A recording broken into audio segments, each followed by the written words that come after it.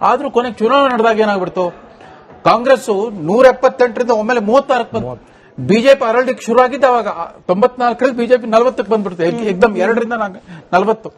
ಆದ್ರಿಂದ ಇವತ್ತು ನೋಡಿ, ಮುಖ್ಯಮಂತ್ರಿ ಪದವಿ ಅಂದ್ರೆ ಅಲ್ಲಿ ಒಂದೇ ಬಹುಮಾನ ಇರೋದು, ಅಲ್ಲಿ ಸೆಕೆಂಡ್ ಪ್ರೈಸ್ ಥರ್ಡ್ ಪ್ರೈಸ್ ಇಲ್ಲ. ಈ ಮಂತ್ರಿಮಂಡಲ ರಚನೆ ಮಾಡುವಾಗ ಜಾತಿವಾರು ಪ್ರದೇಶವಾರು ಎಲ್ಲ ಹಕ್ಕೊತ್ತಾಯ ಮಾಡಬಹುದು. ಮುಖ್ಯಮಂತ್ರಿ ಪದವಿ ಅಂತ ಬಂದಾಗ ಜಾತಿ ಮೀರದ ಲೆಕ್ಕಾಚಾರ. ಆಫ್ಟರ್ ಆಲ್ ಸಿದ್ದರಾಮಯ್ಯನವ್ರ ಕುರುಬರ ಸಂಖ್ಯೆ ಜಾಸ್ತಿ ಇಲ್ಲ, ಸಂಖ್ಯಾಬಲ ನೋಡಿ. 39 ಜನ ಲಿಂಗಾಯತ್ ಎಂಎಲ್ಎಗಳಿದ್ರು ಕೂಡ ಒಬ್ಬನ ಹೆಸರು ಪ್ಯಾನೆಲ್ಗೆ ಬರ್ತಾ ಇಲ್ಲ. ಅಂದ್ರೆ ಇವತ್ತಿನ ಸಂದರ್ಭಕ್ಕೆ ಯೋಗ್ಯ, ಸೂಕ್ತ ಮತ್ತು ಉಚಿತ ಅನ್ನೋ ಆಯ್ಕೆ ಯಾರು ಕಾಣಿಸ್ತಾ ಇಲ್ಲ. ಹಾಗಾಗಿ ಲಿಂಗಾಯತ್ ಸ್ವಾಮಿಗಳು ಯಾರು ತಮ್ಮವರ ಹೆಸರು ಮುಂದಿಡ್ತಾ ಇಲ್ಲ. ಆಮೇಲೆ 1999ರಲ್ಲಿ ಎಸ್.ಎಂ. ಕೃಷ್ಣ ಅವರ ಕೆಪಿಸಿ ಅಧ್ಯಕ್ಷರಾದ್ರು. ಅವ್ರದೇ ಆದ ವ್ಯಕ್ತಿಗತ ಅಥವಾ ವರ್ಚಸ್ಸು ಯಾವ ಮಠಗಳು ಮಧ್ಯಪ್ರವೇಶ ಮಾಡಲಿಲ್ಲ. 2013ರಲ್ಲೂ ಅಷ್ಟೇ ಸಿದ್ದರಾಮಯ್ಯನವರು ಬಳ್ಳಾರಿ ಪಾದಯಾತ್ರೆ ಅಗ್ರಗಮ ಗಣಿಗಾರಿಕೆ ಪಾದಯಾತ್ರೆ ಮಾಡೋದ್ರ ಮೂಲಕ ತಮ್ಮ ನಾಯಕತ್ವವನ್ನು ಖಚಿತಪಡಿಸಿಕೊಂಡು ಅವಾಗಲೂ ಯಾರು ಇಂಟರ್ಫಿಯರ್ ಆಗಲಿಲ್ಲ. ಆದ್ರೆ 2018ರಲ್ಲಿ ಮುಖ್ಯಮಂತ್ರಿ ಆಗಿಟ್ಕೊಂಡ್ಬಿಟ್ಟು 6 ತಿಂಗಳ ಮುಂಚೆಯಿಂದನೇ ಜನಾಶೀರ್ವಾದ ಯಾತ್ರೆ ಅಂತ ಪ್ರಚಾರ ಮಾಡಿದ್ರು ಕೂಡ 130 ಇದ್ದು 78 ಆಯ್ತು, ಇವರು 48 ಇದ್ದು ಬಿಜೆಪಿ 104 ಆಗೋಗ್ಬಿಡ್ತು. ಆದ್ರೆ ಸಿದ್ದರಾಮಯ್ಯನವ್ರ ಹೆಗ್ಗಳಿಕೆ ಏನಂದ್ರೆ ಕಾಂಗ್ರೆಸ್ ಸೋಲ್ಲಿ ಗೆಲ್ಲಿ, ಕಾಂಗ್ರೆಸ್ ಅಧಿಕಾರದಲ್ಲಿ ಇಲ್ಲದೆ ಇರಲಿ. 2008ರಿಂದ 2025ರವರೆಗೂ 18 ವರ್ಷಗಳಿಂದ ಕಾಂಗ್ರೆಸ್ ಶಾಸಕಾಂಗ ಪಕ್ಷದ ನಾಯಕತ್ವವನ್ನು ಬಿಟ್ಕೊಟ್ಟೇ ಇಲ್ಲ. ನೋಡಿ, 2018 ಸಮ್ಮಿಶ್ರ ಸರ್ಕಾರ ರಚಿಸಿದ್ರು. ಹೈದರಾಬಾದ್ನಲ್ಲಿ ಶಾಸಕಾಂಗ ಪಕ್ಷದ ಸಭೆ ನಡೆದ್ಬಿಟ್ಟು ಸಿಎಲ್ಪಿ ಲೀಡರ್ ಆದ್ರು. ಕುಮಾರಸ್ವಾಮಿ ಅವರು ಮುಖ್ಯಮಂತ್ರಿ ಆಗ್ತಾರೆ ಅಂದ್ಕೊಂಡು ಸರ್ಕಾರ ಸೇರಲೇ ಇಲ್ಲ. ಸರ್ಕಾರದಲ್ಲಿ ಯಾರು ಸೇರಿದ್ರು, ಪಾಪ ದಲಿತ ನಾಯಕ ಪರಮೇಶ್ವರ್ ಉಪಮುಖ್ಯಮಂತ್ರಿ ಆದ್ರು. ಅವ್ರು ಬರೀ ಡೆಪ್ಟಿ ಸಿಎಂ, ಲೀಡರ್ಶಿಪ್ ಅವ್ರ ಕೈಲಿ, ಲೀಡರ್ಶಿಪ್ ಇವ್ರ ಕೈಲಿತ್ತು. ಇವರು ಧರ್ಮಸ್ಥಳದಲ್ಲಿ ಕೂತ್ಕೊಂಡು ಭವಿಷ್ಯ ಹೇಳ್ಬಿಟ್ರು. ಲೋಕಸಭಾ ಚುನಾವಣೆವರೆಗೂ ಈ ಸಮ್ಮಿಶ್ರ ಸರ್ಕಾರಕ್ಕೆ ಯಾವುದೇ ಅಪಾಯ ಇಲ್ಲ ಅಂತ. ಅಂದ್ರೆ ಅದು ಮುಗಿದ್ಮೇಲೆ ಅಪಾಯ ಇದೆ ಅಂತ ಅದು ನಿಜ ಹೋಗ್ಬಿಡ್ತು. ಹೀಗಾಗಿ ಸಿದ್ದರಾಮಯ್ಯನವರು ತಮ್ಮ ಕಾರ್ಡ್ಗಳನ್ನು ತುಂಬಾ ಚಾಣಾಕ್ಷದಿಂದ ಆಡ್ತಾ ಬಂದಿದ್ದಾರೆ. ಆದ್ರೆ ಈಗ ಸಿದ್ದರಾಮಯ್ಯನವರು ಎದುರಿಸ್ತಾ ಇರುವಂತಹ ಪ್ರಶ್ನೆ ನಾಳೆ ನರೇಂದ್ರ ಮೋದಿ ಅವರು ಎದುರಿಸಬೇಕಾಗಿ ಬರುತ್ತೆ. ನರೇಂದ್ರ ಮೋದಿ ಇರಲಿ, ನಾವೆಲ್ಲ ಶಾಲಾ ಬಾಲಕರಾಗಿದ್ದಾಗ ಜವಾಹರ್ಲಾಲ್ ನೆಹರು ಅವರಿಗೆ ಅವ್ರು ಇನ್ನು ಜೀವಂತವಾದಾಗ 2 ವರ್ಷದ ಶುರು ಮಾಡಿಬಿಟ್ರು. ನೆಹರು ನಂತರ ಯಾರು, ನೆಹರು ದಿನ ಪತ್ರಿಕೆ ತೆಗೆದು ನೋಡಿದ್ರೆ ನೆಹರು ನಂತರ ಯಾರು ಪ್ರಶ್ನೆ ಕೇಳಲಿಕ್ಕೆ ಶುರು ಮಾಡಿದ್ರು. ಸಿದ್ದರಾಮಯ್ಯನವರು ಕೂಡ ಬದಲಾವಣೆ ಪ್ರಕೃತಿ ನಿಯಮ.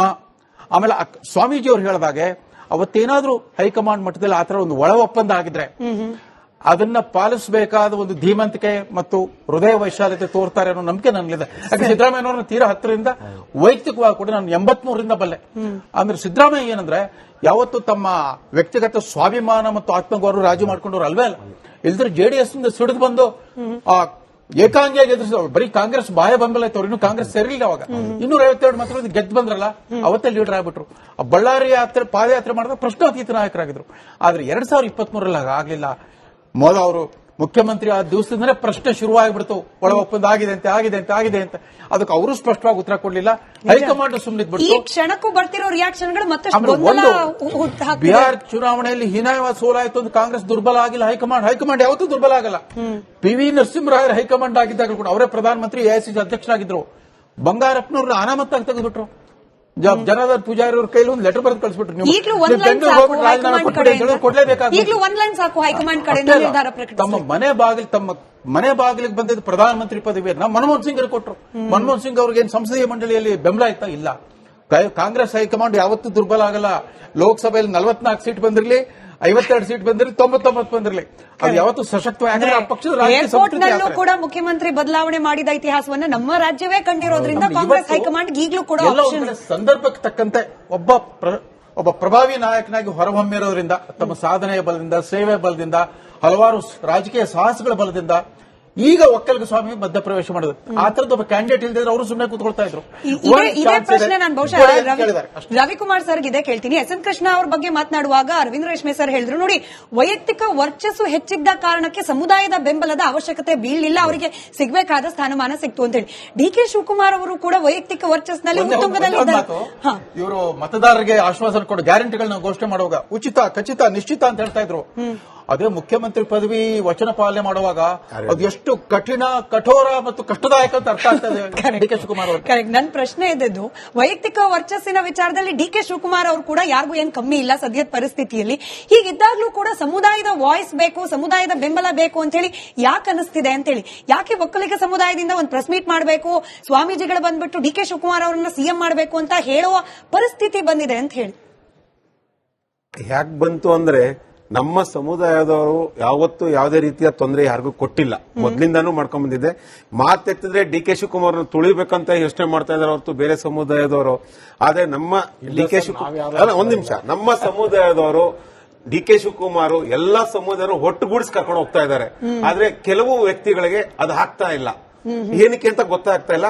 ಆದ್ರಿಂದ ನಮ್ಮ ಸಮುದಾಯದ ಎಲ್ಲಾ ನಾಯಕರುಗಳು ಸೇರಿ ಇದ್ರ ಬಗ್ಗೆ ಚರ್ಚೆಗೆ ಶುರು ಹಚ್ಕೊಂಡ್ರೆ ಹೊರತು ಈಗ ಡಿ ಕೆ ಶಿವಕುಮಾರ್ ಅವರನ್ನು ಯಾರು ತುಳಿತಾ ಇದ್ದಾರೆ, ಹೆಂಗ್ ತುಳಿತಿದ್ದಾರೆ ಅದು ಗೊತ್ತಾಗ್ಬೇಕಲ್ಲ ಸರ್. ನಿಮಗ್ ಗೊತ್ತಿದೆ ಅಂದಕ್ಕೆ ನೀವು ಮಾತನಾಡ್ತಿದ್ದೀರಿ. ಯಾರು ತುಳಿತಿದ್ದಾರೆ, ಹೆಂಗ್ ಕೆಲವು ವ್ಯಕ್ತಿಗಳು ತುಳಿತಾ ಇದ್ದಾರೆ. ಇವತ್ತಿಂದನೇ ಅವ್ರನ್ನೇನು ತುಳಿತಾ ಇಲ್ಲ. ಇವತ್ತಿಂದ ಒಂದು ಪೇಪರ್ ಅಲ್ಲಿ ಬರವಣಿಗೆನೂ ಬಂದಿದೆ, 25 ವರ್ಷಗಳಿಂದ ಅವ್ರ ಸಹಕಾರ ಸಚಿವರಾದಾಗಿಂದನೂ ಅವ್ರ ಮೇಲೆ ಕಣ್ಣಿಟ್ಕೊಂಡೇ ಬರ್ತಾ ಇದ್ದಾರೆ. ಯಾರೇ ಆಗ್ಲಿ ಸರ್, ಯಾರೇ ಆಗ್ಲಿ. ಆದ್ರೆ ಯಾಕೆ ಅವ್ರೆ ನಮ್ಮ ಡಿ ಕೆ ಶಿವಕುಮಾರ್ ಸಂಖ್ಯೆ ಜಾಸ್ತಿ ಇದೆ, ನಮ್ಮ ಡಿ ಕೆ ಶಿವಕುಮಾರ್ನೇ ಯಾಕೆ ತುಳಿಯಕ್ಕೆ ಹೋಗ್ತಾ ಇದಾರೆ? ನಮ್ಮ ಡಿ ಕೆ ಶಿವಕುಮಾರ್ ಮೇಲೆ ಯಾಕೆ ಎಲ್ಲರಿಗೂ ಕಣ್ಣು? ಯಾಕೆ ಅವ್ರು ಯಾಕೆ ಆಗ್ಬಾರ್ದು?